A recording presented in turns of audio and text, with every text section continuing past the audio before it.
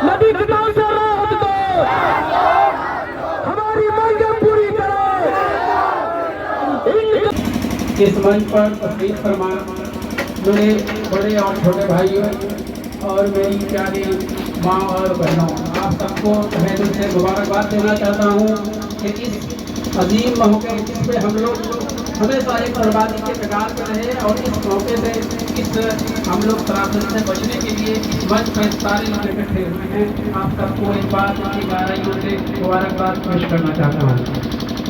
आपने और हमने अपनी जिंदगी में नदियों को काटते हुए देखा है, घर को उजड़ते हुए देखा है और अपनी बर्बादियों को दास्तानों में लिखते हुए देखा है। लेकिन आज़ादी के 77 साल गुजर गए, लेकिन हमारे इलाके में आज तक गुलामी की जंजीरों से बाहर नहीं आ पाया। सबसे बड़ी बात यह है कि ये कमजोरी है कहाँ, इसको समझने की जरूरत है।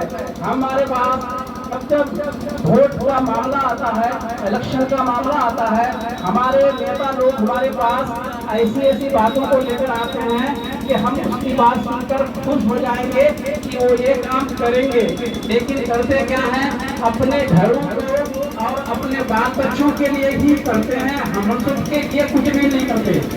आज तक यही देखा गया है कि जब जब हमको बाढ़ का सामना करना पड़ता है, हमारे लिए एक तिरपाल और एक थोड़ा मुड़ी सहारा बना है। आज हम लोग को ये सोचने है कि क्या हम अपने लिए कुछ कर सकते हैं कि नहीं, क्या हम हमेशा ऐसे ही नेताओं पर, ऐसे ही अय्यार मक्कार खड़े नेताओं पर एतबार करेंगे ताकि वो हमें एक थोड़ा मुड़ी दे दे और हम खुश हो जाए। क्या हम अपने लिए कुछ नहीं कर सकते? क्या हम अपना वक्त नहीं दे सकते? हमें अपने घर बार की कोई फिक्र नहीं है। एक बात तो मैं आप सबको बताना चाहता हूँ कि हमने अपनी जिंदगी में ये 40-45-50 साल की जिंदगी में 3 बार अपने गाँव को करते हुए देखा है। 3 बार लोगों ने नए नए आशियाने बनाए और उस आशियाने को नदी में बहते हुए देखा है। हमने ऐसे 3 बार लोगों के नजर में, लोगों के आंख में आंसू देखा, लेकिन हमको इन आंसुओं का कोई फर्क नहीं पड़ता क्योंकि हम अपने बारे में कुछ भी नहीं सोच पाते हैं। ये जो मंच है, ये लड़ाई किसी साहब की नहीं है, कोई जुम्मल बाबू की नहीं है, कोई सदर बाबू की नहीं है, कोई साहब की नहीं है। ये लड़ाई आपको अपनी लड़ाई है और ये लड़ाई अपने लिए नहीं, आने वाले अपने बाल बच्चों के लिए लड़ी जा रही है। इसके लिए सबको कमर कमर के यहाँ पर आना होगा।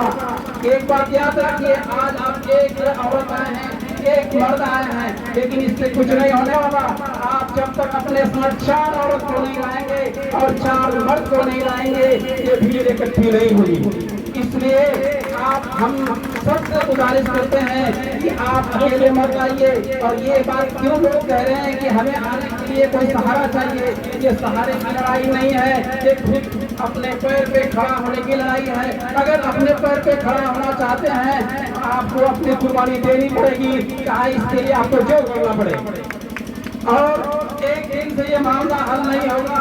आज 3रा दिन है। ये बात मैं आप सबके दिलो दिमाग में बता देना चाहता हूँ और आपके दिलो दिमाग में ये बात आ जाए कि ये लड़ाई लंबी लड़ाई होगी, तभी आपको एक निकल आएगा और उस पर लोगों को मिलेगी। हमारा काम ये नहीं है कि थोड़ा दे के बांध देगा खुश हो जाएंगे। आज घोड़े की गलती हो रही है कि 500 बड़ा होगा। अरे 500 बड़ा कल के नदी में कहाँ जाता है आपको नहीं पता, गाँव का गाँव बढ़ जाते हैं आपको नहीं पता। हमको एक बांध चाहिए जो नदी कटाव वाले इलाके में होते हुए जाए और हम सबका घर, हम सबका आशियाना महफूज है। इसके लिए लड़ाई करना है। और एक बात जो सबसे बड़ी बात है, कोई भी धरना या प्रदर्शन कामयाब जब तक नहीं होगा, जब तक सारे भीड़ नहीं होंगे, कोई एक दूसरे के साथ चलेंगे नहीं, वो कामयाब नहीं होगा। कोई बेवा नहीं होगा, लेकिन जो आगे बढ़ता है उसके साथ साथ चलने वाले लोग कामयाबी हमारे लिए कोई नई बात नहीं होगी। इसलिए आप सबसे बड़ा मोहतरमा गुजारिश है कि आप लोग जो लोग इस मंच को संभाल रहे हैं, ये किसी नाम का मोहताज नहीं है, किसी नेतागिरी के मोहताज नहीं है।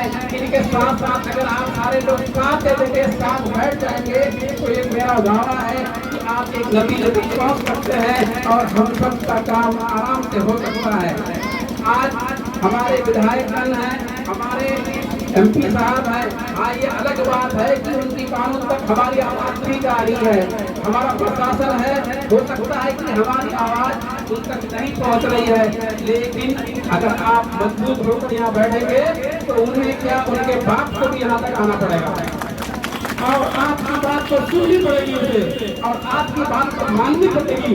इसके लिए कमर कस के हम सबको तैयार होने की जरूरत है।